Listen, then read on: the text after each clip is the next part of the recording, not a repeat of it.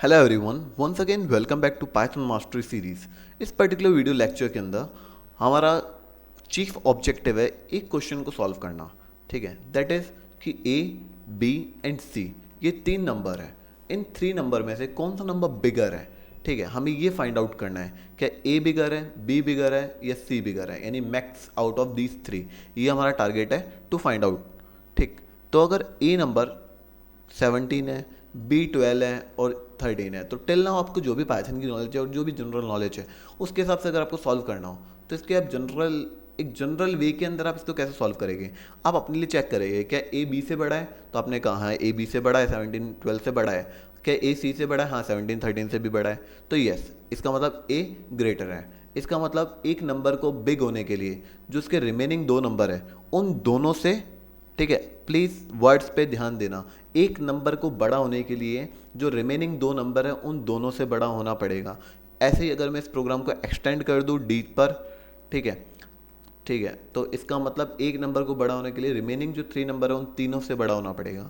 It means आपको समझ आ रहा होगा कि इसके अंदर कौन सा एक्सप्रेशन लगेगी, A must be greater than B, A must be greater than C and A must be greater than D. तब आप कह सकते हैं ए ग्रेटर है। अगर ऐसा नहीं है तो आप और नेस्टेड इफ और एल्स की कंडीशन बनाएंगे। तो आई वुड लाइक कि ये जो नेस्टेड वे है, ये जो नेस्टेड एंड लॉजिकल वे है, ठीक है, और मतलब हाईली लॉजिकल वे है, इसको एक बार आप अपनी तरफ से ट्राई करें, अपनी तरफ से देखें कि इस वे में हम इस क्वेश्चन को सॉल्व कैसे कर सकते हैं यूजिंग लॉजिकल ऑपरेटर। ठीक, हमारी तरफ से अभी हम एक बिल्कुल इजी और सिंपल सॉल्यूशंस का प्रोवाइड करते हैं। ठीक है, दैट इज़ द अजम्पशन वे। हमने मैथमेटिक्स में बचपन से सीखता है कि जब हमें कुछ समझ नहीं आता हम एज्यूम कर लेते हैं। ठीक है, और एज्यूम करने से चीज़ें आसान हो जाती है। फॉर एग्जाम्पल, क्या पाइथन आसान है? हाँ, एज्यूम कर लो, बिल्कुल आसान हो जाएगी। ठीक, और वहीं पे अगर आप मानो नहीं ये डिफ़िकल्ट है तो ऑफकोर्स डिफ़िकल्ट हो जाएगी। ठीक, तो ये था इसका प्रैक्टिकल वे कि एजम्पशन वर्क करती है। ठीक, तो अभी के लिए हम क्या करते हैं, यूज़र ने हमें नंबर दिया ए इक्वल टू सपोज करते 18, बी इक्वल्स टू 17 और इसी तरीके से यूज़र से हमने एक और नंबर ले लिया दैट इज़ 24। अब हमने अपनी तरफ से क्या कर दिया, एक वेरिएबल बनाया मैक्स नाम से जिसका मेन पर्पज़ है मैक्सिमम। ठीक है, और मैक्स नाम के इस वेरिएबल को हमने एज्यूम कर लिया कि ए बड़ा है। अब ए क्यों? क्योंकि ए सबसे टॉप पर है।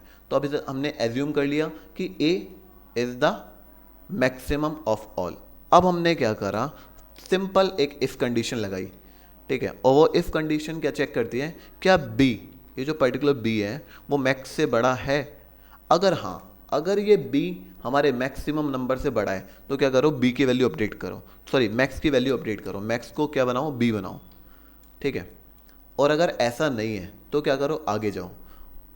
ठीक है, बट सपोज करते हैं, एक बार सपोज करते हैं ये जो बी है, ठीक है, अब आपको लाइक लास्ट वीडियो लेक्चर में बताया था ना कि कहाँ पे आपको इफ़ यूज़ करना है, कहाँ आपको एल्स यूज़ करना है और कहाँ पे एलिफ यूज़ करना है। इनका अच्छे से ध्यान रखना कि आप इन तीनों में से किसका चयन करते हो आगे बढ़ने के लिए।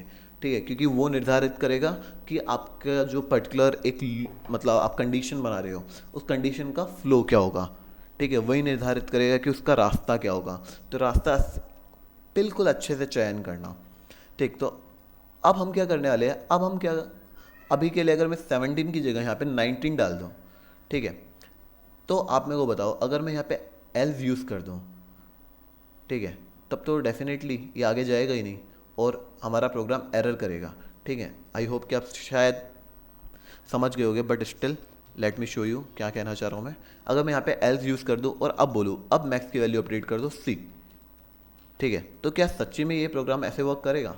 सी क्या होगा, ये कहेगा अच्छा मैक्स ए है तो 18, इसने चेक किया अच्छा बी क्या मैक्स से बड़ा है तो इसने कहा हाँ 19 18 से बड़ा है तो मैक्स इसने बना दिया 19। तो यहीं पे प्रोग्राम डन हो गया और ये आगे नहीं जाएगा। क्यों? क्योंकि आगे एल्स है। एल्स क्या कहता है कि एल्स कहेगा कि जब ऊपर वाली स्टेटमेंट गलत हो तब मैं एग्जीक्यूट होऊंगा। और सिमिलरली एलिफ भी क्या कहता है कि जब ऊपर वाली स्टेटमेंट गलत हो तब मैं एग्जीक्यूट होऊंगा।